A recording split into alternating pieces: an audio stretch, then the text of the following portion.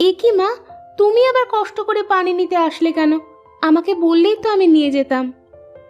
না রে মা, তোকে দিয়ে আমার এত কাজ করাতে মোটে ভালো লাগে না।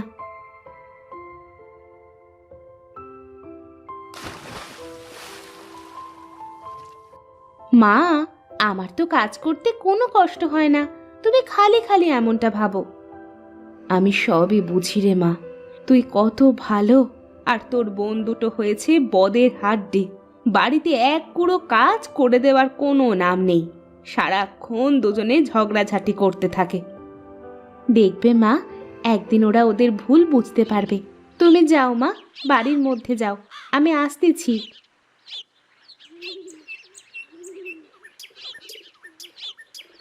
আমার বন্ধুটো কবে যে ওদের ভুল বুঝতে পারবে, কবে যে ওরা ঝগড়াঝাটি বাদ দিয়ে মিলেমিশে থাকবে।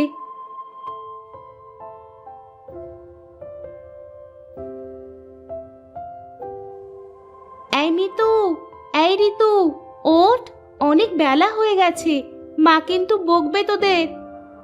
রোজ রোজ সকালে তোর কি কোনো কাজ থাকে না? দিলি তো এত সুন্দর ঘুমটা নষ্ট করে। সারা রাত ঘুমিয়েও তোদের হয় না? সকাল করে কেউ ঘুমিয়ে থাকে নাকি? ও কি করে বুঝবে শহরের মানুষের লাইফস্টাইল? ও কি কখনো শহরে গেছে না থেকেছে? আমারও তো জানা লাগবে না, তবে গ্রামে থাকলে গ্রামের মানুষের মতোই থাকতে হবে। সকাল সকাল জ্ঞান দিস না তো, তুই তোর কাজে যা।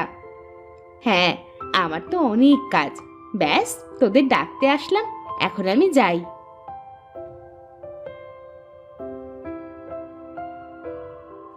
আজ সারাটা দিন যে কেমন যাবে কে জানে। ঘুম থেকে উঠেই ওই অপয়ার মুখ দেখতে হলো। তার বলতে, এখন যেহেতু ঘুমটা ভেঙেই গেছে, চল গিয়ে হাত মুখ ধুয়ে কয়টা খেয়ে নি। তুই এত খাওয়া খাওয়া করিস কেন রে? তোকে না বলেছি একটু কম কম খাবে, বেশি খেলে কিন্তু মোটা হয়ে যাবি, তখন আর তোর দিকে কেউ তাকিয়েও দেখবে না। তা ঠিকই বলেছিস তুই, চল চল এখন বাইরে যাই আগে, তা না হলে মা আবার কথা শুনিয়ে দেবে।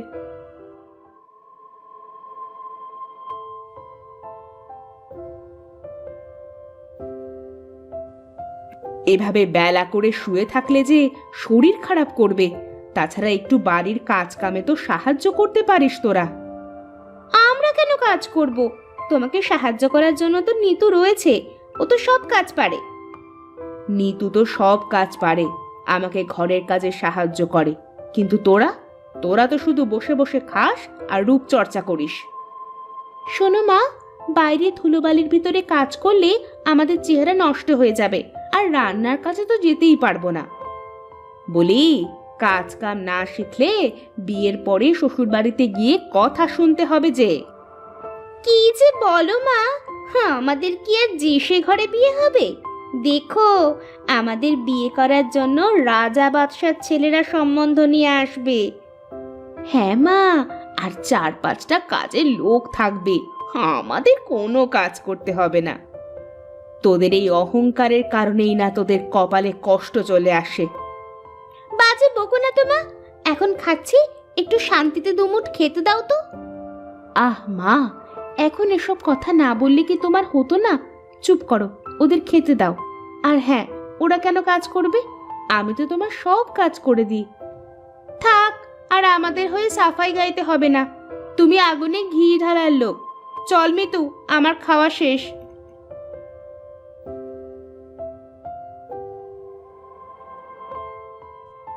কি খবর দাদা? দিনকাল কেমন চলছে তোমার? আর দিনকাল, বাড়িতে কোনো মেয়ে মানুষ নেই, ছেলেটা শুধু বোঁ বোঁ করে ঘুরে বেড়ায়, কাজ কামে মন নেই এক ফোঁটা। আমার এত বড় ব্যবসা সামলাবে তা না, বন্ধু বান্ধব নিয়ে খালি আড্ডাবাজি করে বেড়ায়, হতচ্ছাড়া। তা ধরে পারে একটা বিয়ে দিয়ে দাও না কেন? বিয়ে তো আর আমি করব না, বিয়ে করবে ছেলে। তা ও যদি রাজি না হয়, তাহলে আমি আর কিভাবে বিয়ে দেব?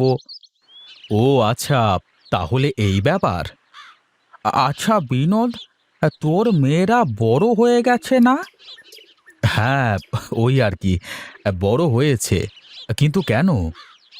এ, আমি কালকে তোদের বাড়িতে যাব, হলে তোর মেয়ের সাথে আমার ছেলেটার বিয়ে দিয়ে দেব।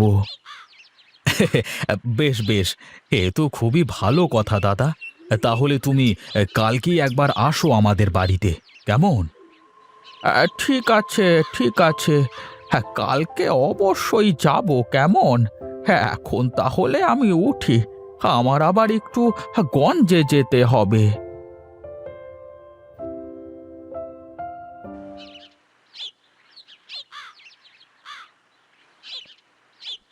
তুমি চলে এসেছো বাবা?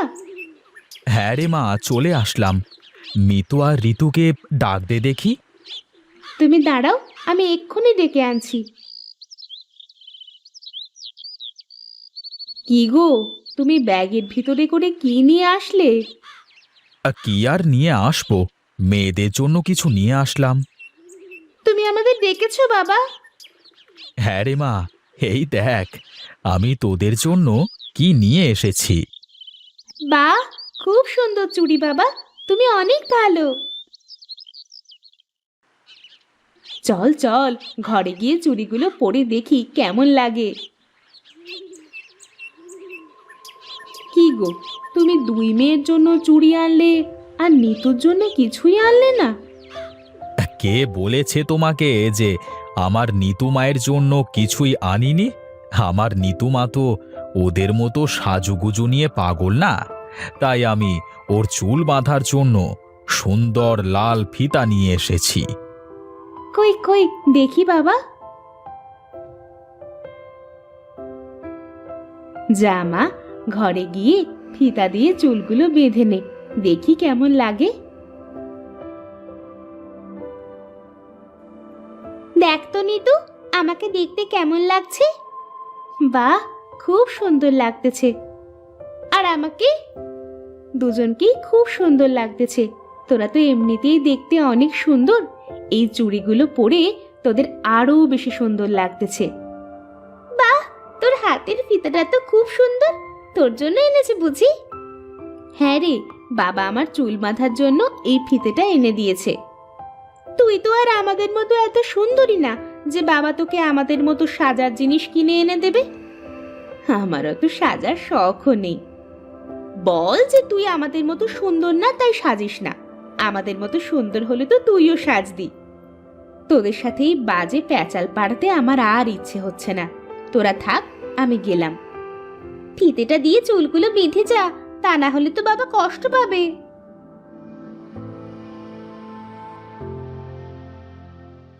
আজ আমার চেহারা সুন্দর না বলে ওরা আমার সাথে এমন করে, কেন যে আমি এমন হলাম? কি রে মা, কান্দিস কেন তুই? ওরা কি তোকে কিছু বলেছে? ওরা তো সব সময় বলে মা, কিন্তু আমি তো ওদের কথা কানে নিই না। তুই খুব লক্ষ্মী মেয়ে রে মা, তুই আমার সোনার টুকরো। দেখবি ওরা একদিন ওদের অহংকারের প্রতিদান পাবে। নে, এবার ফিতেটা দিয়ে চুলগুলো বেঁধে ফেলতো দেখি। তুমি বেঁধে দাও না মা।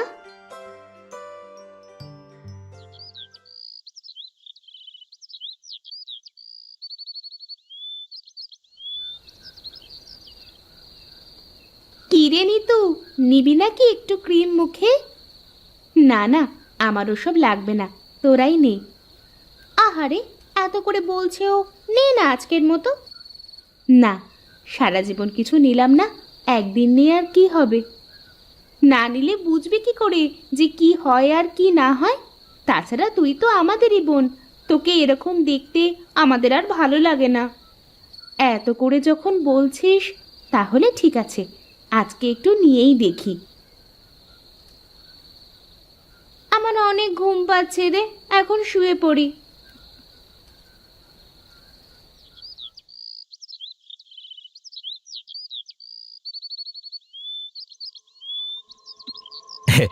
তাহলে শেষমেশ আসলেনি আমাদের বাড়িতে দাদা?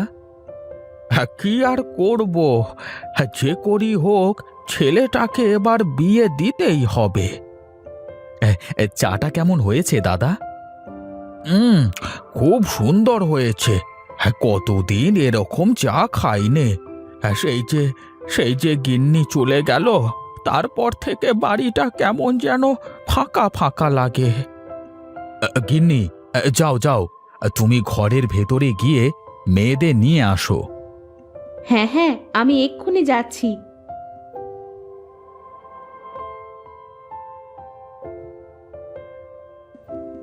এ কি, তোর মুখের এই অবস্থা হলো কি করে? মুখে কি মেখেছিস? মা, কাল রাতে ওরা জোর করে আমাকে একটা ক্রিম মাখিয়ে দিয়েছে। ওরাও মেখেছিল, কিন্তু আমার কেমন যেন লাগতেছিল, তাই রাতেই মুখ ধুয়ে ফেলি। দেখেছিস তো, বেশি রূপচর্চা করতে গেলে কি হয়। এখন আমি ওনাকে কি বলবো? মা, আমরা আমাদের ভুল বুঝতে পেরেছি, তুমি নিতুকে সাথে করে নিয়ে যাও। হ্যাঁ মা, আমরা আমাদের এই কুৎসিত চেহারা নিয়ে মানুষের সামনে যেতে চাই নে। তুমি নিতুকেই সাথে করে নিয়ে যাও। দেখো, নিতুকে কত সুন্দর লাগতেছে। নিতু সব সময় সুন্দর, তোরা তো তোদের এই চোখ দিয়ে কখনো দেখিসনি ওকে।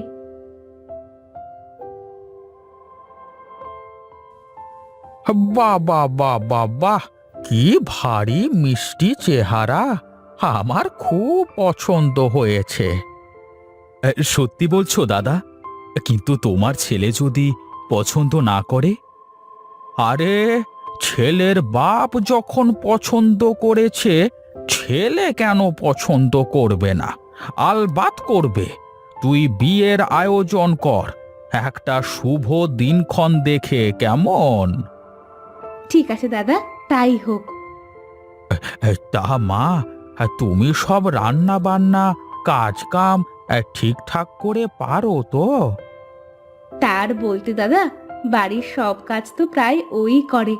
আমাকে সব কাজে সাহায্য করে, আমি ওকে সব কাজ শিখিয়েছি। হ্যাঁ, বাহ বাহ বাহ বাহ বাহ। তাহলে তাহলে এখন আমি চলি। হ্যাঁ, খুব তাড়াতাড়ি আবার দেখা হবে।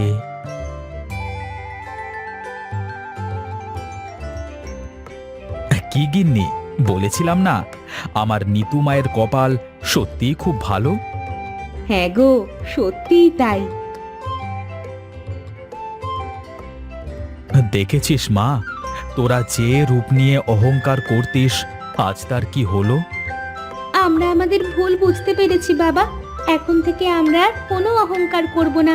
এখন থেকে মাকে বাড়ির সব কাজে সাহায্য করব। চল মা, ঘরে চল, বেশ কিছু কাজ করতে হবে।